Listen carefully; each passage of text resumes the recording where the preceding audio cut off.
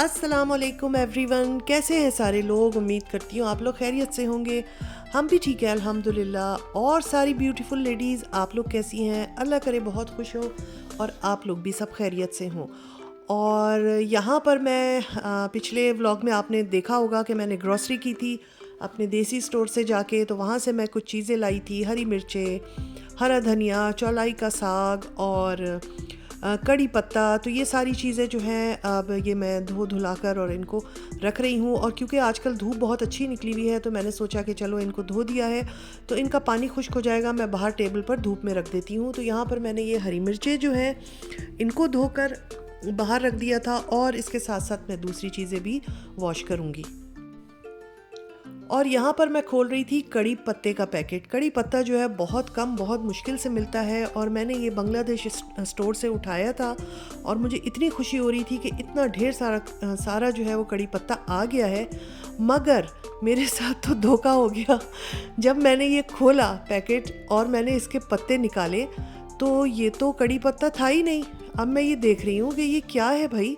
तो मुझे तो समझ ही नहीं आया कुछ देर तक, और इतनी अच्छी कड़ी पत्ते की खुशबू आती है। तो फिर मुझे समझ आया कि बाजी ये कड़ी पत्ता नहीं, ये तो नीम के पत्ते आ गए हैं। और ये नीम का एक फल निमकौली जो होती है वो भी इसमें लगी हुई थी। और मैंने भाई सर पीट लिया। मैंने कहा लो जी, मैं क्या समझ के लाई थी और क्या हुआ, यानी कि खोदा पहाड़ और निकला चूहा। बहरहाल मुझे इतना अफसोस हुआ कि यार ये मतलब मुझे तो कड़ी पत्ता चाहिए था और ये नीम के पत्ते आ गए। फिर भी मैंने सोचा कि मैं इनको धोकर रख लेती हूँ और कोई ना किसी रेमेडी में ये काम आ जाएंगे। मैं इनको फेंकूंगी नहीं बल्कि मैं फ्रीज़ कर लूँगी। अच्छा, अब धनिया जो है, हाँ, पुदीना तो नहीं था, ये धनिया था कुछ। तो ये भी मैं ले आई थी। इनकी मोटी मोटी डंडियाँ मैंने काट के फेंक दी थी। वैसे मैं फेंकती नहीं हूँ, मैं अक्सर उसकी चटनी बना लेती हूँ, मगर वो कुछ पुराना था, डंडियाँ ख़राब हो रही थी तो मैंने उनको फेंक दिया है। इसको धोकर बहुत अच्छी तरह पानी से धोएंगे क्योंकि बड़ी मिट्टी विट्टी होती है। और फिर इसको भी खुश्क करने के लिए बाहर धूप में रख देंगे, धूप का फ़ायदा उठाएंगे। तो यहाँ मैंने नीम की पत्तियाँ और हरी धनिए की जो पत्तियाँ हैं वो भी धूप में खुश्क होने के लिए रख दी हैं। बाहर कुछ देखें इस तरह की धूप निकली हुई है आजकल, तो बड़ी अच्छी लगती है क्योंकि धूप यहाँ कम कम निकलती है। और बस मैं अभी यही इन चीज़ों को ही धो धुलाकर बाहर रख रही थी और थोड़ी थोड़ी देर में जाके मैं उनको देख रही थी कि अगर ये खुश्क हो गए हैं तो फिर मैं इनको जो है वो थैलियों में करके और इनको कट करके और रखूं। तो नीम के पत्तों का क्या हो सकता है, अगर आप लोगों में से किसी को कुछ पता हो कि भाई आप इन नीम की पत्तियों से ये कर सकती हैं तो मुझे ज़रूर बताइएगा। वैसे मैंने भी सोचा था कि मैं फेंकूंगी नहीं और कोई ना कोई रेमेडी इसकी जो है वो ज़रूर मैं इसकी बनाऊंगी। अच्छा, मैं लेके आई थी चौलाई का साग। ये देख रहे हैं आप, रेड रेड जो है ये चौलाई का साग है और ये मुझे बहुत ज़्यादा पसंद है। ये मुझे अपनी बचपन की याद दिला देता है चौलाई का साग। और यहाँ पर जब अपने ये बांग्लादेश इंडियन या पाकिस्तानी स्टोर जाओ तो वहाँ पे कभी कभी रखा हुआ मिल जाता है। तो मैं ये भी ले आई थी एक पैकेट। और इतनी इसमें मिट्टी थी, इतनी मिट्टी थी कि मैं आप लोगों को क्या बताऊं। तो मैं यही कह रही थी कि इस साग को अगर अच्छी तरह नहीं धोया तो ये तो बहुत ज़्यादा, ये देखें, ये मैं दिखा रही हूँ कितनी अंदर मिट्टी जो है इसके बैठी हुई है।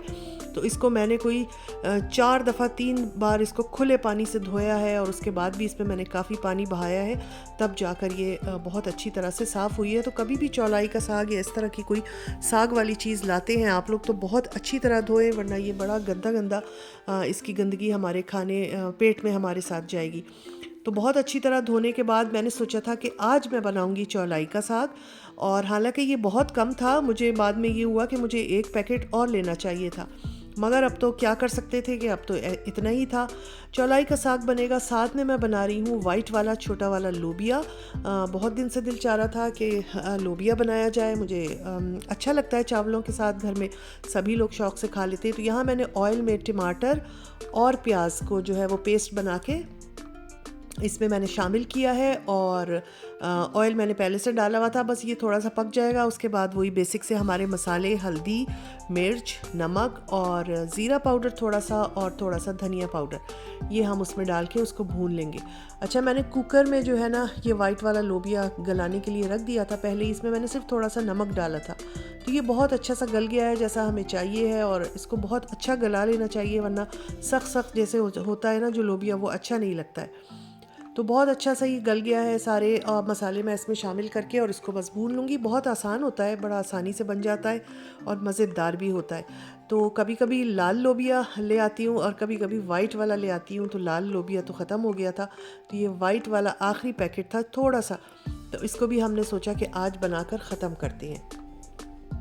तो साथ में बनेंगे चावल, वाइट राइस बनेंगे, ज़ीरा राइस, और अभी मैंने इसमें लहसुन अदरक का पेस्ट डाला है और बस इसको अब अच्छा सा भूनेंगे और उसके बाद जो लोबिया है गला हुआ वो इसमें शामिल कर देंगे। उसके साथ ही मैंने पतीली चढ़ा दी थी, उसमें भी ऑयल डाल के प्याज काट दी थी। ये बनेगी अब चौलाई। चौलाई का साग मैंने तो इस तरह बनाया था और इसी तरह बनता है, क्योंकि साग में कुछ ऐसा कुछ एक्स्ट्रा कुछ मतलब रॉकेट साइंस इसमें कोई ऐसी रॉकेट साइंस नहीं है कि कैसे बने। बस प्याज होती है और मसाले होते हैं और साग डाल के आप उसको बना लें। आप देखिएगा मैं कैसे बनाऊंगी और बहुत ही मज़े का बना था। यानी कि मुझे तो सब्ज़ियां और ये चीज़ें बहुत अच्छी लगती हैं, तो मुझे तो बड़ा ही अच्छा लगता है। तो कभी कभी बना लेना चाहिए और इसके इतने फ़ायदे हैं, मैंने इतने फ़ायदे इसके पढ़े हैं कि मैं कहती हूँ कि अगर बंदे को अवेलेबल हो तो वो थोड़ा थोड़ा रोज़ ही बना ले, तो बहुत ये मतलब आपके हेल्थ के लिए बहुत अच्छा होता है। प्याज को लाइट ब्राउन कर लें, उसमें ज़ीरा डाल दें और उसके बाद जो है थोड़ी सी और ब्राउन हो जाए तो फिर उसमें हम वो डालेंगे चौलाई का साग। और यहाँ मैंने लोबिया डाल के और इसमें थोड़ा सा जो उसका पानी था प्रेशर कुकर में वो भी डाल के बॉयल होने रख दिया है। और ये लोबिया का साग जो है मैंने कट करके रखा हुआ था, ये भी मैंने इसमें डाल दिया है। पानी इसमें बिल्कुल नहीं जाएगा क्योंकि ये अपनी ही पानी में गलेगा। अब इसमें हस्बे ज़ायका नमक, और जितना आप मिर्च पसंद करते हैं तो डाल दें। मैं तो 1 चम्मच इसमें 1 टीस्पून जो है वो लाल मिर्च डाली है, क्योंकि ये बहुत थोड़ा सा हो जाएगा पक्के। अभी आप देखिएगा, थोड़ी सी हल्दी डाल दी है और बस इसको जो है हल्की आंच पे ढक कर रख दिया है। तो ये अपने ही भाप में, अपने ही पानी में बहुत अच्छा सा गल जाएगा, तो मज़ेदार सा बनता है और चावलों के साथ बड़ा अच्छा लगा था। तो बस यही जल्दी जल्दी खाना बन रहा था और साथ साथ जो मैंने चीज़ें धो धुला के बाहर रखी हुई थी उनको भी मैं देखती जा रही थी। और ये हरी मिर्चें जो है वो सूख गई हैं। इस वाले जो डब्बे में मैं हरी मिर्चें डाल रही हूँ, ये मैं ऊपर फ्रिज में रखूँगी। खाने के साथ हम लोग खाते हैं कभी कभी एक एक दो दो हरी मिर्च लेके, तो इसको मैं ऊपर रखूँगी। और ये वाली एक्स्ट्रा थी तो इनको मैं प्लास्टिक बैग में डाल के फ्रीज़ कर लूँगी, क्योंकि कभी कभी जब मिर्च नहीं होती है तो फिर ये फ्रीज़ की हुई मिर्चें जो हैं वो काम आ जाती हैं सालन में डालने के लिए, बिरयानी शिरयानी में, तो ये ख़राब नहीं होती हैं, वरना बहुत देर बाहर रखो तो ख़राब हो जाती हैं। और ये धनिया भी खुश्क हो गया था। आप लोग भी कभी अगर धनिया रखना चाहें लंबे अरसे के लिए तो सबसे बेस्ट तरीका यही है, इसको धोकर और सुखा लें और उसको काट कर फिर प्लास्टिक बैग में रख के और फ्रीज़ कर लें। जब आप निकाल के सालन में डालेंगे तो ये वैसे का वैसे ही हरा और ताज़ा निकलेगा और इससे बहुत लंबे अरसे तक हम इसको इस्तेमाल कर सकते हैं। तो यहाँ पर उबाल आ गया था हमारे लोबिये में और अच्छा सा बन गया था। साथ में मैंने हरी मिर्चें और हरे धनिए का छिड़काव कर दिया छिड़काव। इसमें भी मैंने, साग में भी मैंने हरी मिर्चें डाल दी हैं। ये हरी मिर्चें ना हैं तो बारीक मगर बड़ी तेज़ होती हैं। अच्छा, इसमें 2 किस्म की आती हैं, कभी ये इतनी तेज़ होती है कि नहीं खाई जाती और कभी मीडियम सी होती है। तो ये वाली बहुत तेज़ वाली आ गई थी और यहाँ पर मैंने इनके पैकेट बना लिए थे और बस मैं इनको अब फ्रीज़ कर दूँगी।